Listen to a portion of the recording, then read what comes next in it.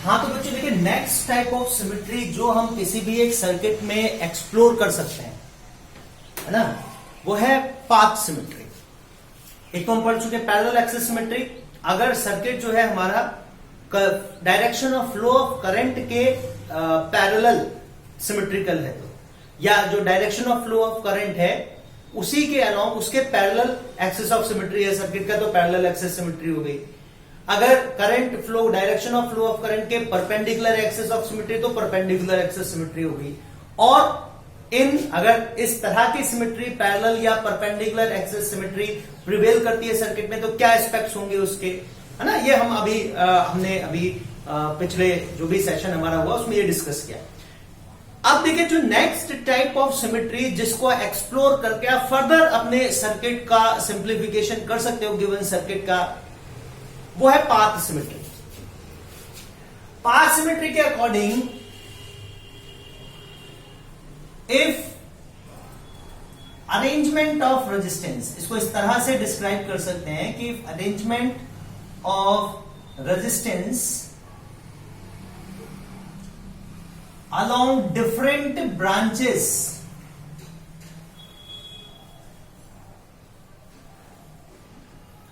diverging from a common point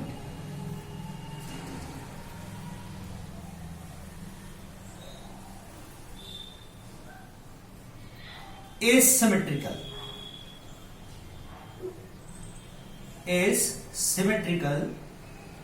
then circuit is said to have path symmetry.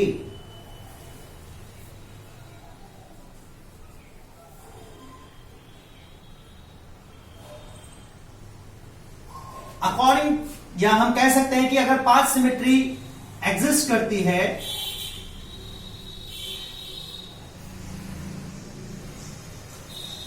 if path symmetry exists in a circuit, अगर एक circuit में path symmetry exist करती है, तो जो भी डाइवर्जिंग पाथ है, जो सिमेट्रिकल पाथ है, तो उनके अलोंग करंट का distribution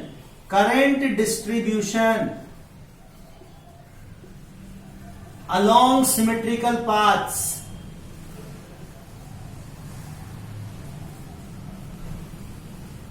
will also be symmetrical.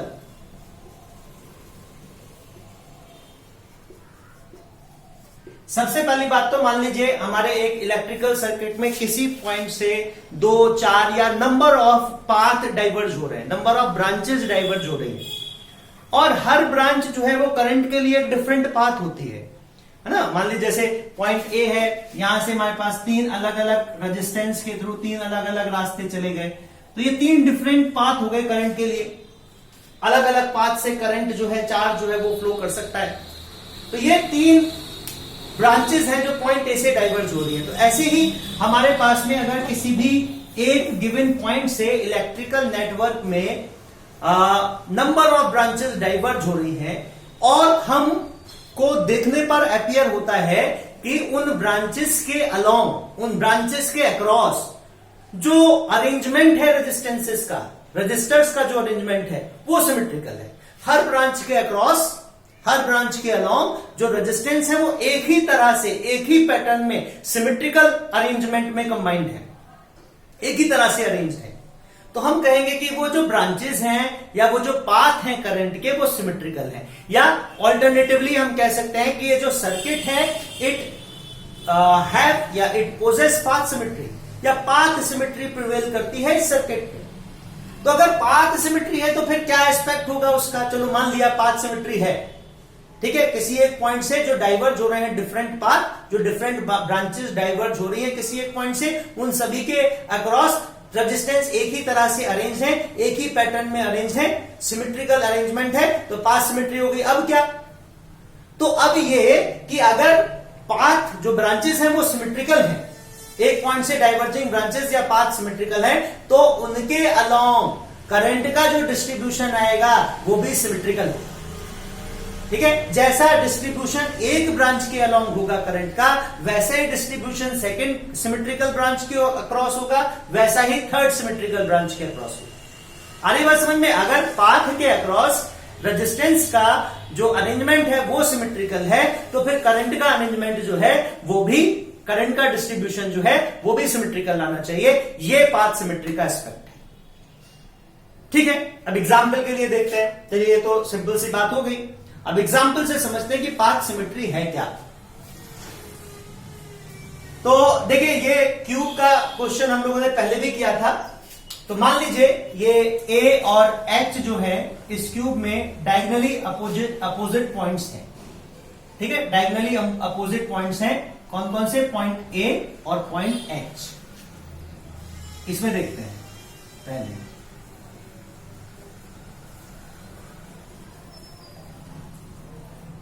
ठीक है, तो हम देखें, मान लीजिए हम ए और एच के बीच में, ए और एच जो दो पॉइंट्स हैं, इनके बीच में हम कोई सेल या बैटरी कनेक्ट करते हैं इस नेटवर्क के अक्रॉस। तो करंट के फ्लो की डायरेक्शन क्या होगी? वो इस डायगोनल के अलोंग ए से एच डायरेक्शन में फ्लो करेगा। ए हाई पोटेंशियल एंड मान लेते हैं, एच लो पोटेंशियल एंड मान लेते हैं। तो flow of current will be along A H, A से एच की तरफ करंट फ्लो करेगा। अब हमारे पास पाथ कौन कौन से हैं ए से एच तक जाने, है ना? तो हम देखें, ए से जो पाथ डाइवर्ज हो रहे हैं वो तीन हैं। एक पाथ जाता है ए से बी तक, एक पाथ जाता है ए से डी तक, और एक पाथ जाता है ए से सी तक। ठीक है, तो मैं देखूं, अभी तो मैं सिर्फ इतना लिख लेता हूं कि भाई एक तो ये हमारा पाथ जाता है ए से बी तक, एक पाथ जाता है ए से सी तक, और एक पाथ जाता है ए से डी तक। यहां तक तो अरेंजमेंट सेम ही लग रहा है। हाँ, वही। अच्छा, इसमें यह है कि जैसा हमने किया था पहले क्वेश्चन में, हर ब्रांच का जो रेजिस्टेंस है इन क्यूब में, इन दोनों क्यूब में, each branch means each side of cube, each side of cube has same resistance. Her side का जो रेजिस्टेंस है वो सेम है, जिसको आप स्मॉल आर, कैपिटल आर, जो चाहे वो मान लो। ठीक है, तो ए से बी, बी से सी से डी तक तो बराबर रेजिस्टेंस है, एक एक रेजिस्टेंस इक्वल वैल्यू का। अब बी से आगे देखें, बी से एच तक जाने के लिए हमारे पास दो रास्ते हैं, है ना? बी पर फिर दो पॉइंट पर डाइवर्ज, बी जो है वो फिर पॉइंट ऑफ डाइवर्जेंस है। बी पर फिर दो ब्रांच डाइवर्ज हो रही हैं, एक जो B to G, G to H जाती है। तो यहां पे भी देखिए, जो करंट जाएगा बी से, उसको दो पाथ में बंटना है, एक तो B to G, G to H, और एक B to E, E to H. अब ये जो दोनों पाथ यहां से आगे डाइवर्ज हो रहे हैं, यहां पे फिर पाथ सिमेट्री आएगी। क्यों? क्योंकि बी से जी तक भी एक रेजिस्टेंस है, जी से एच तक भी एक रेजिस्टेंस है। इसी तरह से दूसरे पाथ के अक्रॉस देखिए, बी से ई तक एक रेजिस्टेंस आर, ई से एच तक एक रेजिस्टेंस आर। तो ये पाथ बी से जी, जी से एच, और बी से ई से एच सिमेट्रिकल है। चलिए, तो एक पाथ की बात हुई। फिर ए से सी वाला पाथ देखें, जो करंट हमारा ए से लेकर सी तक आया, जो ए से सी तक करंट आया। फिर सी पर भी दो पॉइंट डाइवर्ज हो रहे हैं कि करंट या तो सी से जी, जी से एच जा सकता है ना, या तो सी से जी, जी से एच जा सकता है, या C to F, F to H flow कर सकता है करंट। तो यहां पे भी जैसे बी वाले नेटवर्क, बी वाला पॉइंट ऑफ डाइवर्जेंस था, ठीक उसी तरह से यहां पे भी दो पाथ डाइवर्ज हो रहे हैं। और ये C G H, B G H symmetrical है। इसी तरह से बीई एच और सी एफ एच भी सिमेट्रिकल है, क्योंकि यहां भी बी से ई से एच सिर्फ दो रेजिस्टेंस है, और यहां भी सी से एफ, एफ से एच सिर्फ दो रेजिस्टेंस है। फिर तीसरा पाथ देखिए, A to D, A to D, A to D, फिर डी से आगे दो पाथ डाइवर्ज हो रहे हैं, डी से एफ, एफ से एच, और डी से ई से एच। तो हम यहां पे भी देखें, ये भी बीजी एच या सीजी एच के सिमेट्रिकल है, डीई एच, और इसी तरह से बीई एच या सी एफ एच के सिमेट्रिकल है, डी एफ एच।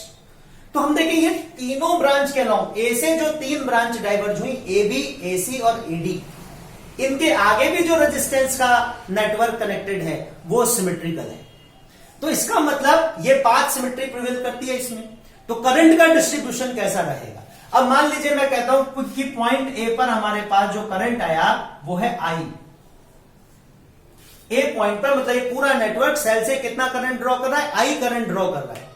तो क्योंकि ये सिमेट्रिकल पाथ है, ए से बी और बी से आगे का जो नेटवर्क है एच तक का, इसी तरह से ए से सी और सी से आगे जो नेटवर्क है रेजिस्टेंस का एच तक का, इसी तरह से ए टू डी और डी से आगे जो एच तक नेटवर्क है रेजिस्टेंस का, ये तीनों पाथ, ये तीनों ब्रांचेस सिमेट्रिकल है, एक ही जैसा अरेंजमेंट है, एक ही जैसे आगे बी पर दो पाथ डाइवर्ज हो रहे हैं तो सी पे भी दो पाथ डाइवर्ज हो रहे हैं, डी पे भी दो पाथ डाइवर्ज हो रहे हैं, और दोनों जो ब्रांचेस आएंगी बी सी डी पर, तीनों पॉइंट से जो ये ब्रांचेस डाइवर्ज होंगी 6, बी से 2, सी से 2 और डी से 2, ये 6 आपस में सिमेट्रिकल है, सभी के अलोंग चार करंट को 2-2 रेजिस्टेंस क्रॉस करते हुए एच तक पहुंचना है। आगे बात समझ में? तो ये पाथ सिमेट्री को कैसे एक्सप्लोर कर सकते हैं? तो देखिए यहां से हम करंट को कैसे डिस्ट्रीब्यूट करेंगे, तो मैं कह सकता हूं कि जो टोटल करंट आया आई उसका इक्वल डिस्ट्रीब्यूशन होगा। भाई अगर पाथ सिमेट्रिकल है, जो पाथ ए से बी तक है वही ए से सी आगे ब्रांच एच तक है वही ये है, तो अगर इसमें करंट I/3 गया तो इसमें भी करंट I/3 जाएगा, इसमें भी करंट I/3 जाएगा, मतलब टोटल करंट जो है वो इक्वली डिस्ट्रीब्यूट होगा सभी ब्रांचेस के अलोंग। आगे बात समझ में? यही सिमेट्री है करंट डिस्ट्रीब्यूशन की सिमेट्री, कि हमने इक्वल करंट डिस्ट्रीब्यूट कर दिया। क्यों किया? क्योंकि हमको दिख रहा है ब्रांचेस के अलोंग जो रेजिस्टेंसेस का अरेंजमेंट है, जो नेटवर्क है आगे हमारा रेजिस्टेंसेस का, जो ब्रांच है, जो पाथ है, वो सिमेट्रिकल है। चलिए फिर आगे देखते हैं। तो बी तक हमारे पास करंट आया I/3, इसी तरह सी पर करंट आया I/3 और डी पर करंट आया I/3।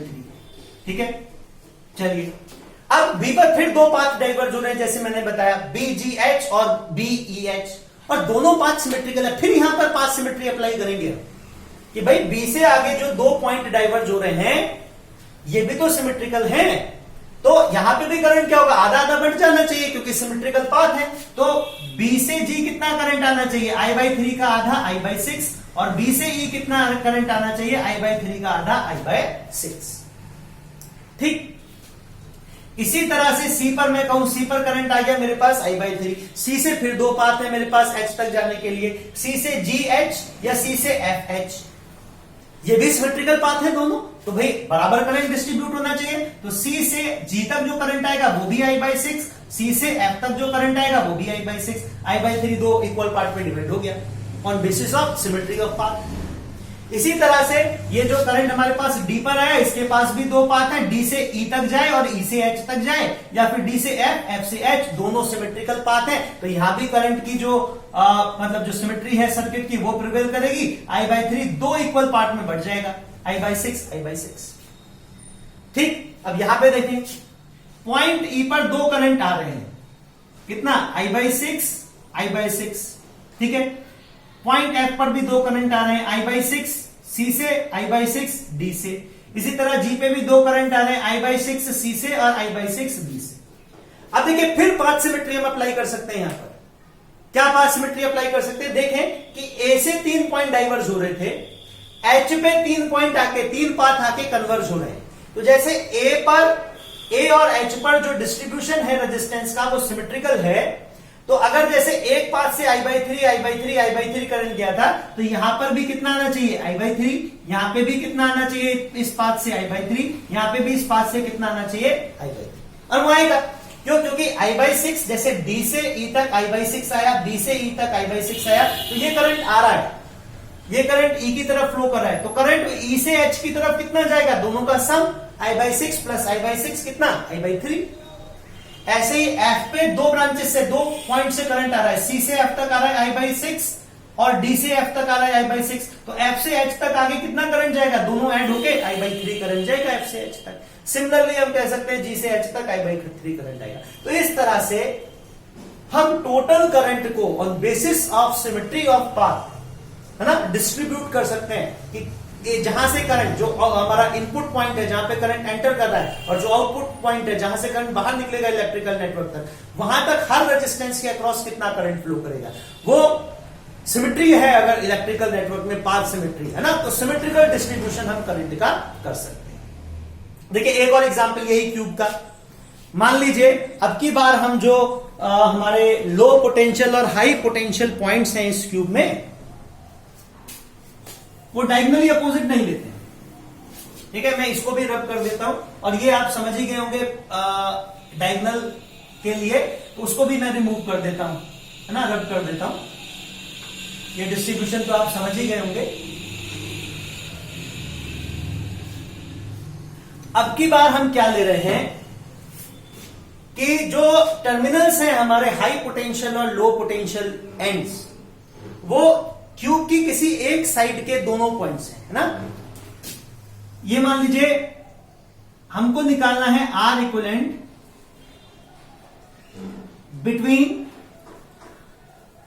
Between two ends of any edge of cube. कोई भी एक एज लेकर, एज मतलब एक साइड लेकर क्यूब की, उसके दो एंड्स के बीच में रेजिस्टेंस बताइए कि मतलब एक साइड के बीच में आपने क्या किया है, बैटरी को या सेल को कनेक्ट कर दिया एक साइड के दो एंड्स के बीच में, है ना। तो जैसे मैंने एसी ले लिया एग्जांपल के लिए,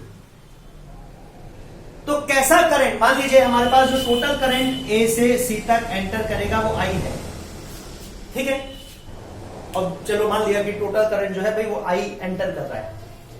अब आई में से हम देखें तीन, फिर एक बार तीन पाथ डाइवर्ज हो रहे हैं, ए से डी, ए से सी, और एक है ए टू बी, ठीक है। एक तो ये पाथ है ए टू बी, एक ये पाथ है ए टू डी, एक पाथ है ए टू सी। अच्छा, बी से करंट को आना तो सी तक है क्योंकि लो पोटेंशियल एंड हमारा बी है, तो करंट बी से कैसे आएगा, कुछ करंट बी से जी जाएगा, कुछ करंट बी से एफ जाएगा, फिर एफ पे जाके दो पॉइंट में डाइवर्ज हो रहा है, कुछ करंट एफ से एच जाएगा, कुछ करंट एफ से डी जाएगा। डी वाला ए तक तो आ नहीं सकता क्योंकि ए तो हाई पोटेंशियल एंड है, करंट लो पोटेंशियल एंड की तरफ जाएगा, तो डी वाला डी से ई तक आएगा, फिर ई से सी तक आएगा। ऐसे ही ये जो करंट हमारा बी से जी तक गया था, उसमें से कुछ करंट एच के अक्रॉस चला जाएगा, कुछ करंट सीधा सी तक आ जाएगा, ठीक है। जो एच के अक्रॉस गया वो एच से ई से सी जाएगा। ऐसे हम देखें जो डी तक गया, जो करंट हमारा डी तक गया, डी से आगे का नेटवर्क देखें तो डी पर, जैसे बी पर दो पॉइंट डाइवर्ज होते हैं, सिमेट्री देखिएगा आप, तीन पाथ है, एसी तो अलग है, बिल्कुल डिफरेंट है, ये तो हमारा एक्सेप्शनल हो गया, है ना। ये हमारा सिमेट्री नहीं है, इसको एक्सेप्शन की जगह ये लिख लो, असिमेट्रिकल है ये, इसमें कोई सिमेट्री नहीं है, ये तो बिल्कुल अलग है। लेकिन इन दो पाथ में सिमेट्री एग्जिस्ट करेगी, कौन कौन से में, ए टू बी और बी टू डी। ये जो आगे पाथ डाइवर्ज हो रहे हैं ए से बी की तरफ और ए से डी की तरफ, ये भी आपस में सिमेट्रिकल होंगे। देखिए कैसे, जैसे बी हमारा पॉइंट ऑफ डाइवर्जेंस है, ऐसे ही डी हमारा पॉइंट ऑफ डाइवर्जेंस है, ठीक है। जैसे मैंने कहा कि कुछ करंट बी से जी तक और जी से सी तक डायरेक्टली आ सकता है, B to G, G to C, B to G, G to C, देख रहा है ना, ये पाथ बन रहा है बीजीसी, बीजीसी है ना, ये पाथ बन रहा है हमारा। तो जो करंट बी से जी जाएगा, हालांकि जी पे भी डाइवर्ज होगा, मैं सिर्फ अभी इसकी बात कर रहा हूं, जो बी से जी जाएगा और जी से फिर सी पर आएगा।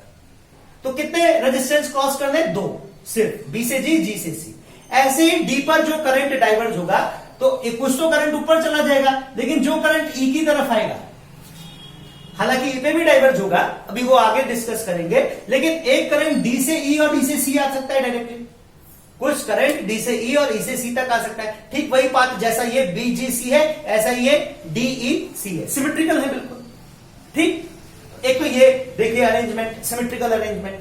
फिर बी का देखिए, ये जो पाथ डाइवर्ज हो रहा था जैसे बी से एफ की तरफ, ऐसे डी से पाथ डाइवर्ज हो रहा है किधर, एफ की तरफ, ठीक है ना। तो बी से एक रेजिस्टेंस क्रॉस करके जाना है एफ तक, डी से एक रेजिस्टेंस क्रॉस करके जाना है एफ तक, फिर एफ से सी तक पहुंचने का रास्ता तो एक ही है, क्योंकि दोनों का जो करंट है वो एफ पर आएगा। एफ से तो फिर दोनों का करंट एक ही पाथ से फ्लो कर सकता है कि भाई एफ से एच पर आए, तो चाहे तो एच से जी तक जा सकता है करंट, कुछ करंट एच से जी तक, जी से सी तक जाएगा, कुछ current H to E, E to C जाएगा। वही डी के लिए है कि डी से एफ, एफ से एच, एच से जी, जी से सी, या डी से एफ, एफ से एच, एच से ई, ई से सी। ऐसा ही यहां पर है, बी से एफ, एफ से एच, एच से जी, जी से सी, या बी से एफ, एफ से एच, एच से ई, ई से सी। तो ये जो पाथ हमारा बनेगा ए टू बी, और बी से आगे जो भी हमारे पाथ डाइवर्ज हो रहे हैं और डी से आगे जो भी पाथ हो रहे हैं वो सिमेट्रिकल है ना, सिमेट्रिकल। तो मैं मान सकता हूं कि मान लीजिए ए टू बी अगर करंट हमारा, चलो एग्जांपल के लिए मान लेते हैं 2i, और इसके सी के अक्रॉस करंट गया हमारा i2 या i3 मान लो, चलो अभी बाद में देखते हैं, इसको बाद में लिखेंगे। अभी मान लो 2i प्लस कुछ करंट जो है वो पॉइंट ए पर एंटर करता है, जो टोटल इनकमिंग करंट है हमारा वो 2i प्लस समथिंग है ना। अभी वो समथिंग मान लो i1 i2 i3, यहां पे जरूरत पड़ गई तो बाद में अभी आ जाएगा आपको समझ में। तो उसमें से i करंट तो गया a से b के अक्रॉस, तो क्योंकि ये जो पाथ है ए बी और ए डी के आगे जो डाइवर्ज हो रही है सिमेट्रिकल है, मैंने समझाया अभी आपको। तो अगर ए टू बी आई करंट गया तो ए से डी तक भी कितना करंट जाएगा, ए टू डी भी आई करंट फ्लो करेगा। ये हम कह सकते हैं on basis of path symmetry. ठीक, अब बी पे जाके फिर करंट डाइवर्ज होगा, तो बी जी सी और बी एफ ये तो पाथ सिमेट्रिकल नहीं है, तो यहां पे सिमेट्रिकल डिस्ट्रीब्यूशन नहीं होगा। यहां पे किसी भी तरह का सिमेट्री मतलब किसी भी तरह का करंट फ्लो कर सकता है। तो मैं मान लेता हूं कि बी से जी तक एक और करंट गया I1, आई में से I1 करंट जो है वो बी से जी की तरफ चला गया, आई से I1 करंट जो है वो बी से जी की तरफ चला गया, तो बी से एफ की तरफ कितना करंट जाएगा, आई में से I1 गया तो कितना बचा, I माइनस I1। ठीक, ये आ जाएगा हमारा बी टू एफ। अब डी पर देखें, डी पर भी आई करंट आया था, तो ये पाथ जो बी से जी के सिमेट्रिकल है वो डी और ई वाला है। बीजी के सिमेट्रिकल कौन सी आर्म है, डीई, अभी समझाया ना, बीजीसी डीईसी।